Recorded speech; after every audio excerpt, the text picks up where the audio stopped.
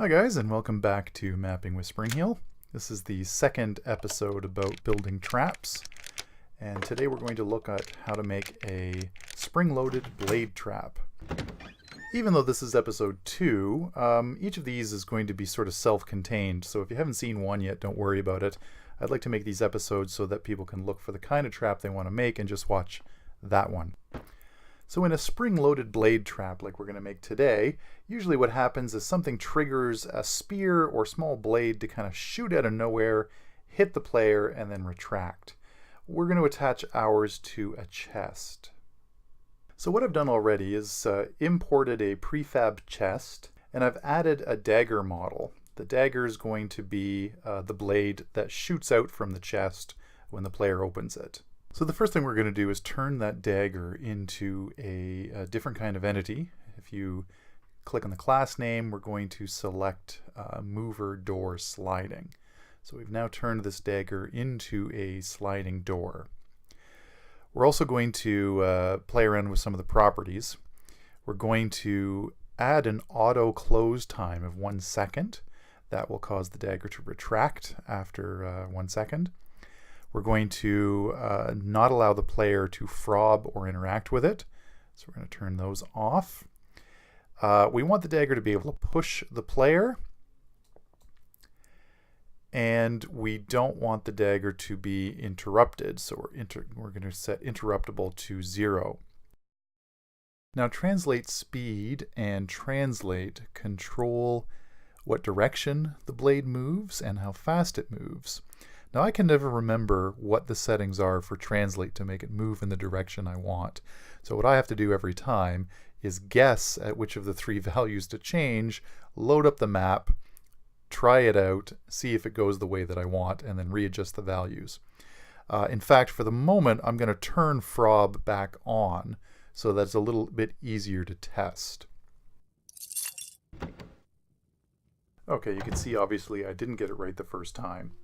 So you can do this same testing to find out what speed and what direction and distance works for the setup that you have.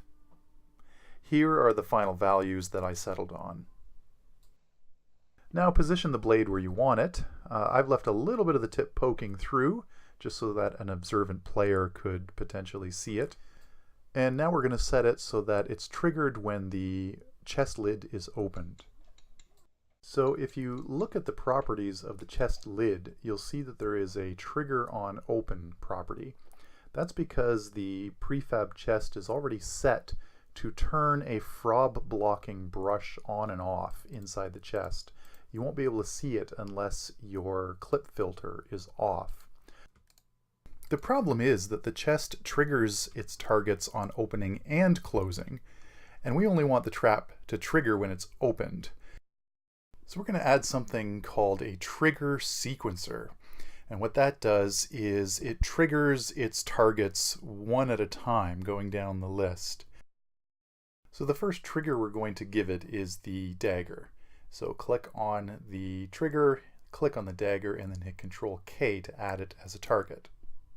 Then we're going to click on the chest lid and click on the trigger sequencer and hit Control K again, so that now the lid will target the trigger. So now the first time the chest is opened, it'll send a trigger to the sequencer, and that sequencer will send a trigger to the dagger. So now we're going to add another trigger sequencer, and we're going to call this dummy.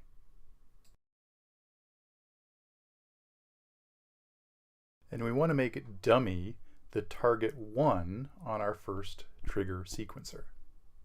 So now when the chest is opened, it'll trigger target 0, and when it's closed, it'll trigger target 1. And then by setting loop 1, we'll make sure that the sequence repeats. So the result of all this is that when the chest opens, it triggers the dagger, and when it's closed, nothing happens. It just triggers that dummy. So now that the dagger is moving the way we want it, we need to set it up so it'll cause damage. We're going to draw a very small brush around the tip of the dagger. Make sure it extends a little bit beyond the tip. And then we're going to turn this into a trigger hurt entity.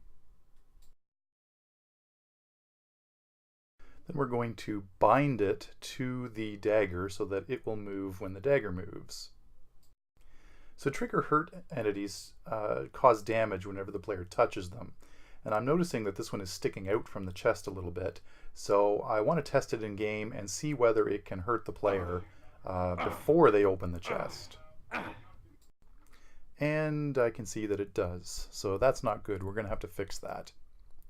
What I'm going to do is actually move the dagger along with the trigger hurt brush back into the chest so that the player can't touch it. I'm also going to add a couple units to how far it moves to compensate. But then I'm going to make a second dagger that pokes out from the chest just so the player has that visual clue still. And I'm just going to make that dagger non-solid so it can't get in the way of anything.